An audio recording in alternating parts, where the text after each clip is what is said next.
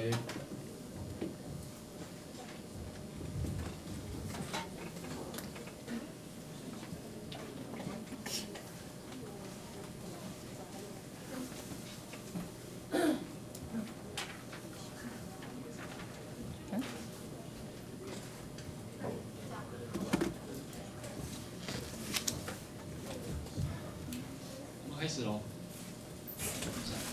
Okay, good afternoon, good morning, everyone.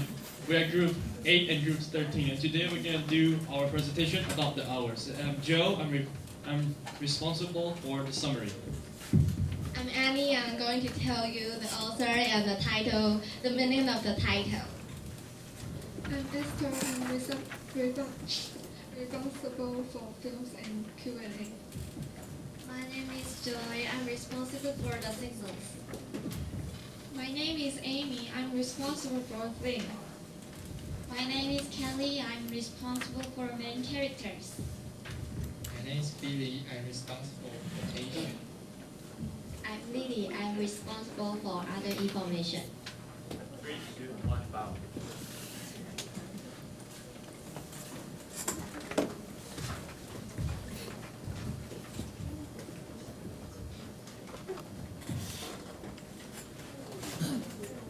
So we start from the author.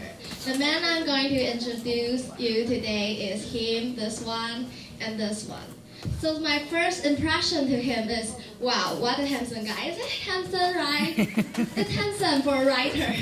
A lot of writers is old and, not really good looking. That's one. And if you Google him on YouTube, and you will find a lot of interviews, prove that he is really famous. And if you find on Google, hey, help me click it. Yeah, you find that on Google. You will even find he has a personal website which provides a lot of information of him. You see, who can do that? Do you have a personal website? Do you? Yeah, like a Fenjuan, but not Facebook that kind. So Michael Cunningham, a famous American writer. He was born in California and in 1952, age 63, which means he is still alive. Many authors we read is dead already. And he now lives in New York, and he is an author and screenwriter, which is 编剧. He studied literature, English literature at Stanford University, and where he earned his degree. And he's best known for his novel is The Hours, 1988, which we are going to introduce today. And Cunningham is a senior lecturer of creative writing at Yale University, so he is a very famous professor now. And this one is him too, not that handsome now. And this is the partner. Next one. Although Cunningham is a gay, and he was in a long-term partnership with psychoanalyst, is mentor doctor Xin Li, Yi Shen, Ken Corbett. He doesn't like people refer him as a gay writer, and that is what he says. Next one. I'm trying to write about more than my character's outward quality and focus on the depths of their beings, their fears, and their devotion, who take place at a level deeper than sexual orientation. So what he is going to write is not only sexual orientation. He tried to write down some quality that is for beings and life, and that is not, he don't want to be limited at that sexual identity. And he is also the author of Flesh and Blood or By Nightfall, and the famous one, The Hours. Click it. Gave him the award. 帮我按一下. Gave him the award of Pulitzer Prize for Fiction, Penn Faulkner Award, and Gay Lesbian, Bisexual, and Transgender Book Award in 1998. So I'm going to tell you about the meaning of the title. So there's two reasons that this book is named The Hours. First one is this woman, Virginia's novel, Miss Dalloway, inspired Michael to write down The Hours. So he used the original name then, The Hours, as the Hours title. And the second reason is two different type of time. To Michael, there's two different type of time. What does it mean? First one is the time the clock tells, just like now is 11:25. So that is a virtual time. And the second time is in the human mind. So what is the difference between the time the clock tells or the time in human mind? What's the difference? Just like if you go on the summer vacation and you spend a good holiday and you go back to school, you feel like you just spent, a little 2 or 3 hours, that is a short time, and you think time flies and time always goes so fast. But if you are in a boring class and that takes like years, it's so boring and it's, come on, professor, you talk an hour, but it feels like a year for me to take. So long and so far, right? But what is the difference between this? What I just said is the time in human mind. Although it just takes an hour, but it feels like a year. But although you go on a vacation for 2 or 3 months, you take like just 2 or 3 hours. And virtual time and the time in human mind is different because the way we feel them. There's a sense in which the title focuses our attention on time and human mortality. It makes us think that the hours that make up our own life and how we feel them. This is a key thing in the novel. And as the structure of the novel presents us with 3 characters and how they affect with each own mortality and the hours that they have in life. Time is something that many characters talk about, but perhaps one of the most significant quotes comes at the end of the novel from Carissa. She says, "Yes, Carissa thinks, it's time for the day to be over. We throw our parties, we abandon our family to live alone in Canada. We struggle to write books that do not change the world. Despite our gift and our unstiffened effort, our most extravagant hopes, we live our life, do whatever we do, and then we sleep. It is as simple and ordinary as that." So I hope you guys can think about the meaning of the title of the hours and time. And now it's Joe. Next. So I'm gonna tell you about the movie Hours. So let it begin. It started off with a woman named Virginia Woolf trying to kill herself by putting stones in her pocket and tries to drown herself in the river, as you can see from the photos. She wanted freedom and she feels sick and wanted a way out. And her husband, Leonard, returns and found out that the suicide note her wife had written. She thanks him for all the things that he had done. So basically, the Hours has 3 different timelines: the 1920s, the 1950s, and the 2000s. Next. Next. So I'm going to talk about the first character. In the 1920s, England, Virginia is battling with mental illness and working to complete her novel, Miss Dalloway. She is supported by her husband, Leonard, who tries what's best for her, even though she can't possibly know what it is. Despite love between the two of them, Virginia commits suicide years later. And now I'm going to give to Esther, and she's going to tell you about a short film about the character. Dearest, I feel certain that I am going mad again. I feel we can't go through another of these terrible times, and I shan't recover this time. I begin to hear voices and can't concentrate. So I am doing what seems to be the best thing to do.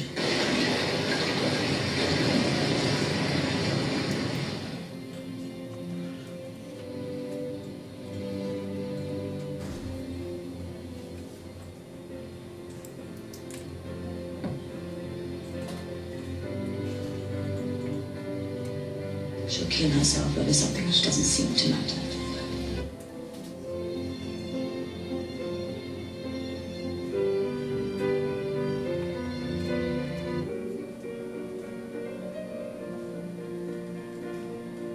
This is not you. you speaking, Virginia. This is an aspect of your illness, not you. It is mine. It's not your It's mine and mine alone. voice that you hear. It is not. It is mine. I'm dying in this town.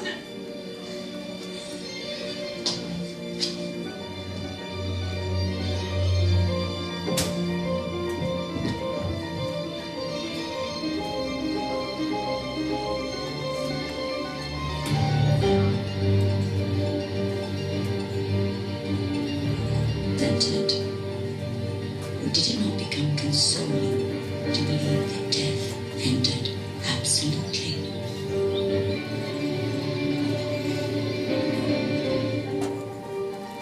I was going to kill my heroine.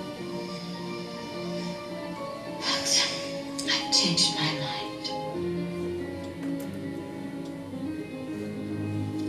Someone has to die in order that the rest of us should value life more. And who will die?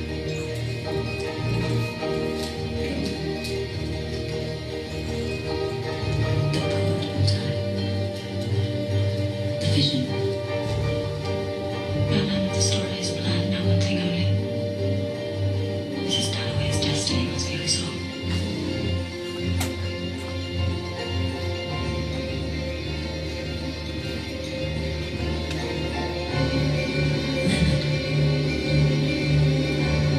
Always the years between us. Always the years.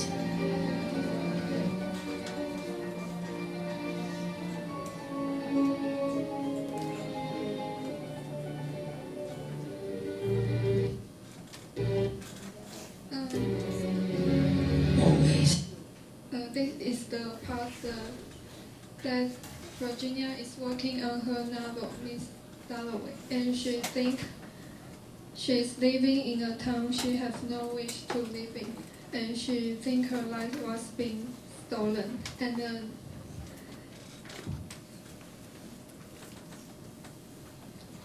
Okay, so now I move on to the next character. So, in 1950, in California, the suburb, a housewife called Laura Brown attempts to bake a cake for her husband. And she also reads Miss Dalloway and has a surprising encounter with a neighbor. Through these events, she becomes convinced that her life is intolerable and she needs to escape. And so she decides to commit suicide, but she fails. And now back to Esther. Dora started reading Mr. Dalloway. She was deeply inspired by the book. Then, the life she had chosen is being questioned. Dora ready to commit suicide, but finally she hesitated. She decided to survive, but to survive in her own world. And this is the video.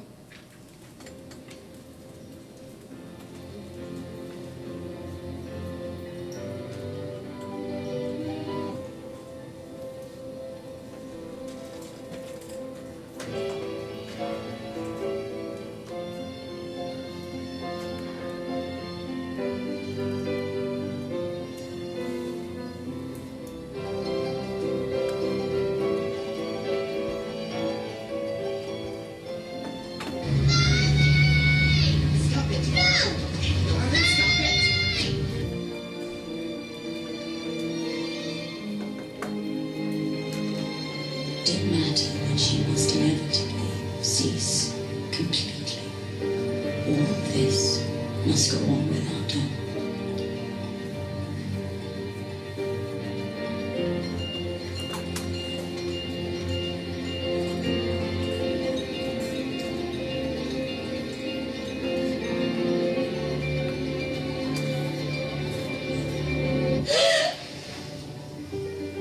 I can't.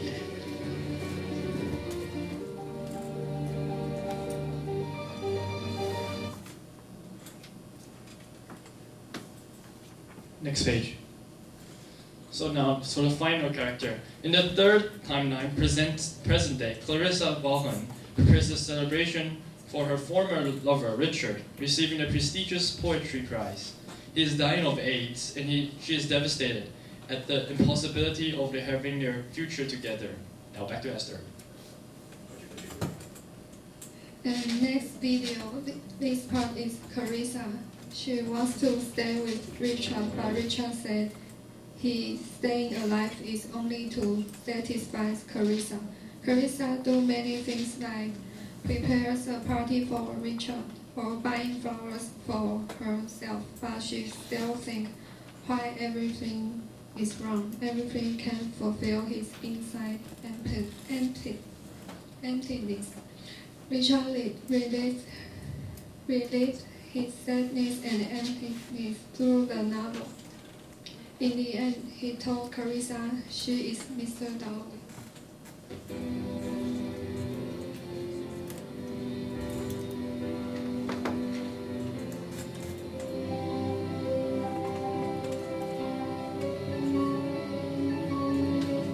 Miss Dalloway, always giving parties to cover the silence.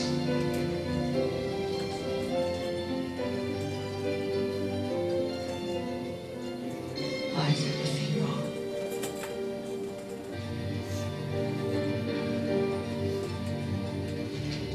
Are they here? The voices? The voices are always here. And it's the voices that you're hearing now, isn't it? No. Mrs. Dalloway, it's you.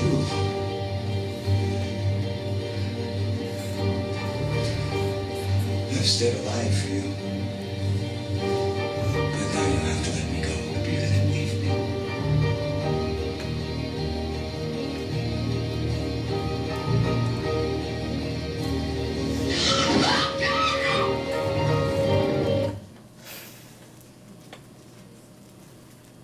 Okay, so now I'm going to give you a summary overview. The Hours connected the lives of three women with a piece of literature, Miss Dalloway, and they are Virginia Woolf. She is the writer of the novel Miss Dalloway in 1923 England. And Laura Brown, a Los Angeles housewife and the mother who was reading Miss Dalloway in 1951. And last, Teresa Vaughan, a society woman and literary editor, is living in 2001, a version of Miss Dalloway in New York City. So in short, all the story revolves around the book Miss Dalloway. Now the quick analysis. All the main female characters are frustrated by social expectations. Although personal freedom and rights to increase over the decades, domestic responsibilities of the woman and their resulting guilt remain for many significant aspects of life. Now back to Zoe. I'm Kelly. I will talk about the main characters. First is Virginia Woolf. The character of Virginia is based on the biography of the actual Virginia Woolf, a celebrated writer who lived at the beginning of the 20th century. And Virginia is struggled with her mental health and is very conscious of this struggle. She fights to keep the shadow in the mirror, the pounding headaches, and the voices in her head at bay. Virginia focuses on her writing as a way of channeling her energy and emotion productively. Her relationship with her husband is sort of odd. She seems to be a little scared of him, but is also loyal to him and does not want to betray him because he is her companion and caretaker. Next. This is Virginia's diagram, and right is Leonard Woolf, Virginia Woolf's husband. Leonardo is the editor and publisher of the Hogarth Press, and he believes Virginia to be the most important writer of her generation. Bottom is Nellie. She is the cook in the Woolf household. Nellie is the relentlessly domestic and stands in contrast to Virginia's distracted relationship with the house and is working. Next, left side is Vanessa Bell. She is Virginia's sister, a respected painter. Vanessa has a colorful, cheerful life and is mother to 3 children. And she is Angelica. She is Vanessa's youngest child, and she is 5 years old. Next. Second is Laura Brown. She is a housewife and who lives in Los Angeles in 1949. Laura is a young wife and mother of 3-year-old son. Laura feels that something is wrong with her, but tries to convince herself that she is normal. She seeks comforts in books, specifically Virginia Woolf, Mrs. Dalloway. The subject matter of suicide also forces her to consider the idea that she wants to find a way out of her own life. In the final chapter of The Hours, we find out that Laura attempted suicide and ultimately left her family to move to Canada. This is Laura Brown's diagram, and he is Dan Brown. He is Laura's husband. When he returns from the war, she fell in love with Laura and married her. And she is Kitty, Laura's next door neighborhood. And Kitty is self-assured and has a kind of confident magnetism. Though Laura idolized Kitty, she has been unable to have children and has to go into the hospital for tests that may not bode well in her future. He is rich, he is Laura's son, and later I will tell you who he is. Next. Third is Clarissa Vaughn. She is a lesbian editor who resides in New York in the late 20th century. Her character is based on the title character of Virginia Woolf's novel, Mrs. Dalloway. Like the character in Woolf's book, she has a wondrous outlook toward the world around her. Though she takes great pleasure in the day-to-day details of life, she questions the choice that she has made and has doubt about what her life has come to. And she has strong feeling of nostalgia for her love affair with Richard and the sense of unchecked possibility that she had in her youth. She loves the small domestic details of her life, and she enjoys the simple act of buying flowers and keeping a beautiful apartment. Next. This is Clarissa Vaughn's diagram, and he is Richard Brown, and he is novelist and poet, a gay man dying from AIDS complications. Richard and Clarissa are the best friends from college and former lovers. And please. And yeah, he is Laura Brown's son.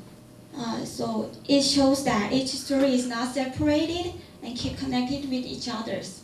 And he is Louis, and a friend from Richard and Clarissa's youth, and also Richard's ex-lover. Louis is now teaches drama in San Francisco, and Mary Coor is Julia's partner. She is a lesbian activist and radical feminist. She is desperately in love with Julia. And Julia is Clarissa's daughter, age 19, and she is willfully boyish and independent. And I will pass to Amy. I'm Amy. I want to talk about The Hours theme.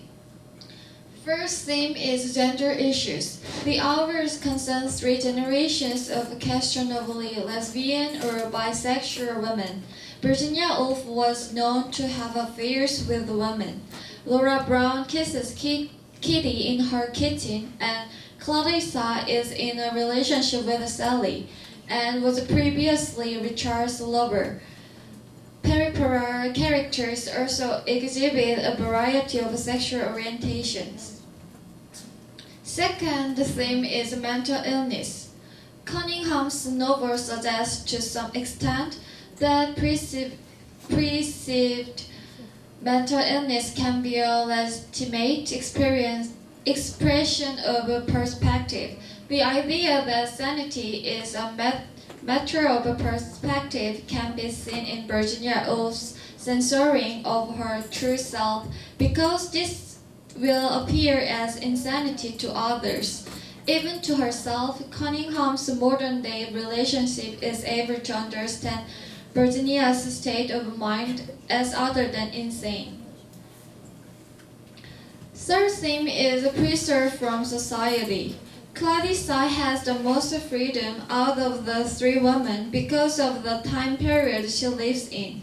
She is able to be independent and not have to have a husband or a father for her child. However, her relationship with Sally is not yet completely accepted, and she is still expected to have her life under control. By throwing a party like Clarissa Dalloway, she is showing society that she is confident and happy with her life and herself. Her running around, buying flowers, sending invitations, and cooking food busy herself. So for a while, she cannot think about all that is wrong in her life. However, this is not completely successful, and her worries slip in every once in a while. On Dan's birthdays, she bakes a cake for a party because that is what is expected of her. The pressure to be perfect weighs down on her, making her pick out every flaw in the cake she has created. The imagery of the careful way she prepares both cakes show how determined but exhausted she is by trying to be perfect. The same way Claudette Dalloway mends her own dress over and over to keep a confident outward appearance.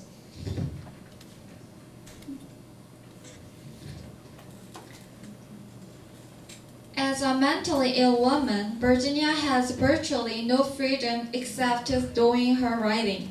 Her attitude and shy, but from interactions with others which Cunningham's portrays, shows her strong will to rise above society's pressures and live her own life. Next, I will give. My name is Joy. I will talk about the symbols. First is Laura's cake. It contains Laura's desire in her role as a mother, cook, and housewife. She already knows that cake cannot provide satisfaction to her, such as work of art. Although she tries to make cake well herself, it is not easy to her. After making the first cake, she decides to throw it out and make a second cake.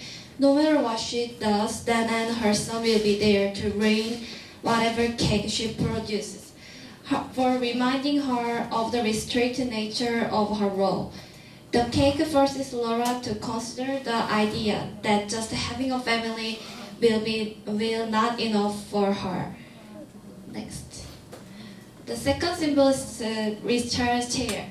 Clarissa tries to maintain her optimism when confronted with Richard's decline, but the chair is a sign for her not to ignore anymore. Though it smells like it's rotting, Richard refuses to throw it out. Holding the chair doesn't have a worth to him because it represents Richard's body. Human beings still have a powerful will to live. She deprives the chair as being sick, but Richard clings to it.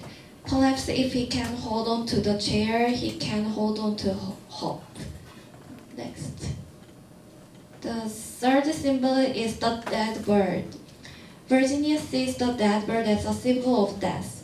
Virginia becomes fascinated with the way the body becomes smaller and seems less important after bird dies. Later that evening, she creeps out to the garden and looks at the bird again. She realized that she is not yet ready to become small and insignificant.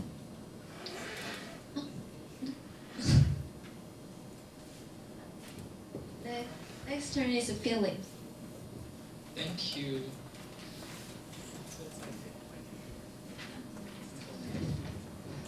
Quotation. This story, The Hours, is an abstract and complicated story. So I want to give you some explanation of some classic quotation to help you get closer, get clear to the story, and comprehend much more about the character's emotional complication. For this part, first of all, I will give you background direction when Virginia Woolf were on the way to leave her husband and go back to London from Richmond. And her husband, Leonard Woolf, appeared and going to interrupt to stop this, and Virginia Woolf start her dialogue. I am dying in this town. If you were thinking clear, Virginia, we brought you to Richmond to give you peace. But Virginia Woolf has some mental illness and emptiness inside. So she said, I would tell you that I restored alone in the dark, in the deep dark, and that only I can know, only I can understand my condition. You live with a threat. I will give you some explanation of this sentence. Leonard had told before about that he was living with the threat of death of his wife's death every day. And so next, and once in the ending of their fight, Virginia Woolf has told this quotation. It can illustrate a lot of this movie. You cannot find peace by avoiding your life, Fiona.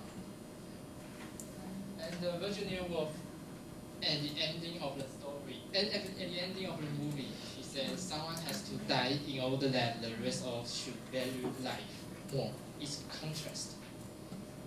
Next, and this quotation is a very interesting artist technique. In one scene, Virginia said Miss Dalloway said she would buy the flower herself. She's a writer. She write down in this book. And Laura Brown said Miss Dalloway said she would buy the flower herself. She's a reader, so she read this. And Carissa Vaughan, she's asked Miss Dalloway, so she said, Sally, I think I will buy the flower myself.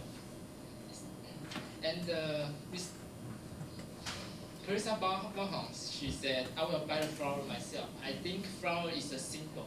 That is a symbol that she wants to decorate her husband and she wants to celebrate for his ex-boyfriend.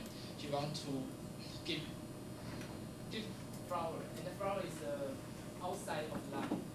Outside of life, but she.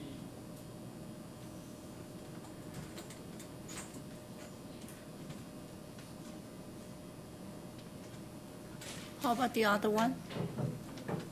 Right. And the flower is a symbol that she has emptiness inside. Next. And Richard Brown is her ex-boyfriend. She said, oh, Miss Dalloway, always giving party to cover the silence inside. Next. And Carissa Vaughan said, that is what we do. That's what people do. They stay alive for each other because this guy has AIDS. He's going to die, and she wants to encourage him. So she said that we stay alive for each other. Next, and Laura Brown, she's the mother of Richard. Richard is the ex-boyfriend. It would be easy to say you regret it, but what does it mean to regret when you have no choice? There is it what you can bear. No one going to forgive me. You are dead. I choose that. And I want to explain that what she regret is. She regrets that she chose to marry her husband, and she leave her husband eventually and her son. That is she choose. That's her choice, because if she didn't choose to leave, she will kill herself, commit suicide. So that is this dialogue meaning. And it is an echo of the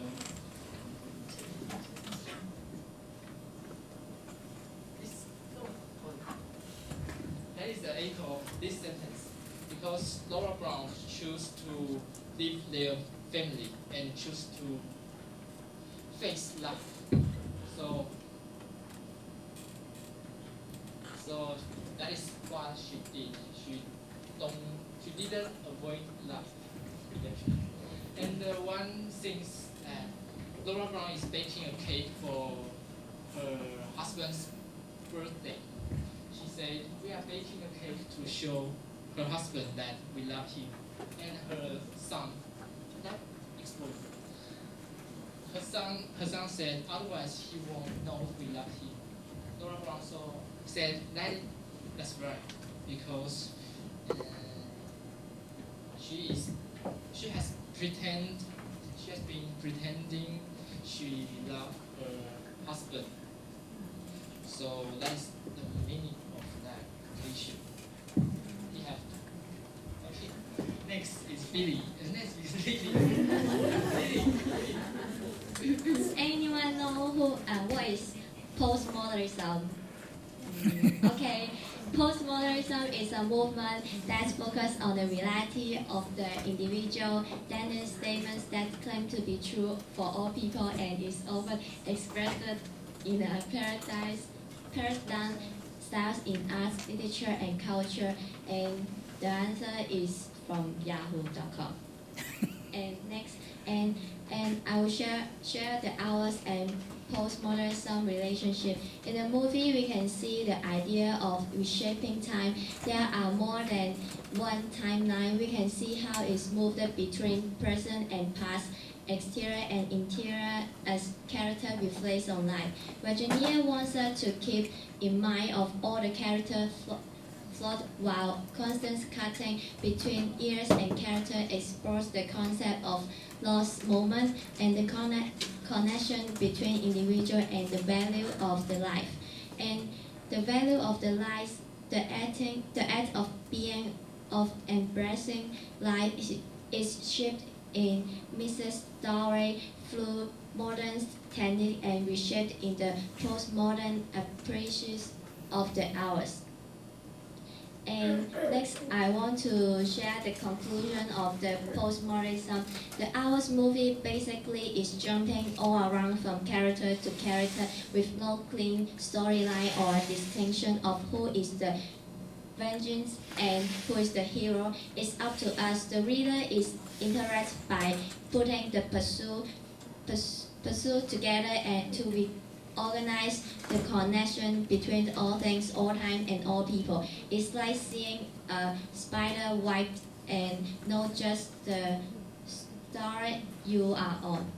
And just think outside of the box. Okay, lastly, I'm gonna introduce you to the author, Virginia Woolf. Adeline Virginia Woolf, born in 25th of January 1882 till 1941, 28 March. She was an England writer and from the foremost of modernists of the 20th century. During the interior period, Woolf was a significant figure in London Literary Society and a central figure in the influential Blossom group of intellectuals. Her most favorite works include the novels Miss Dalloway, 1925. Woolf suffered from severe bouts of mental illness throughout her life, and she committed suicide by drowning in 1941 at the age of 59, as we can see from the movie. So, basically, Woolf wrote the novel Miss Dalloway in 1925, and Nicole Kamen brought out the movies in 1999. So, Time and Miss Dalloway both played an important part in Cunningham's The Hours, as he used Woolf's novel as a source of inspiration. Cunningham acknowledged Miss Dalloway as his source both in the novel itself and in criticism.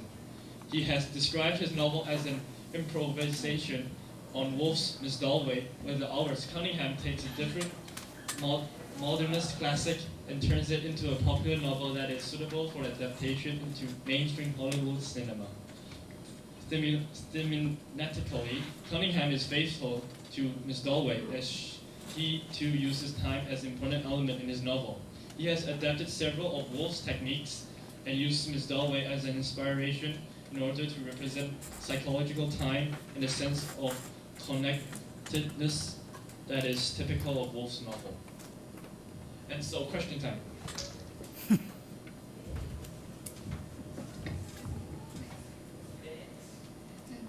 What is the novel Virginia Woolf writing in the movie? We got lollipops. Anyone want lollipops?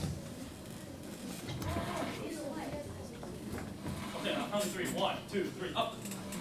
Eva, hey,看Eva。答案是什么 Mystery way. Okay, what do you want? 9 or 20? What? Get it?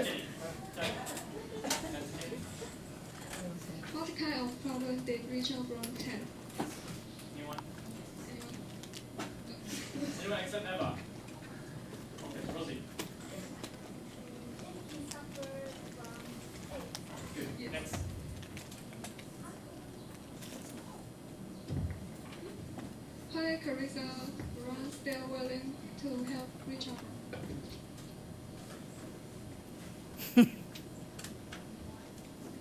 Anyone?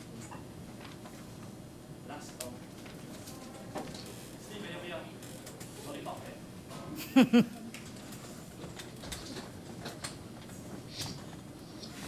It's very easy. Let's just start with L. It ends with E.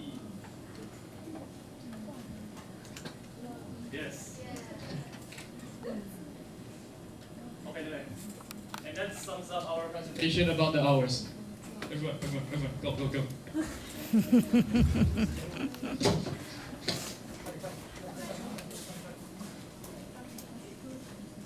Three, two, one, bow. Thank Thank you.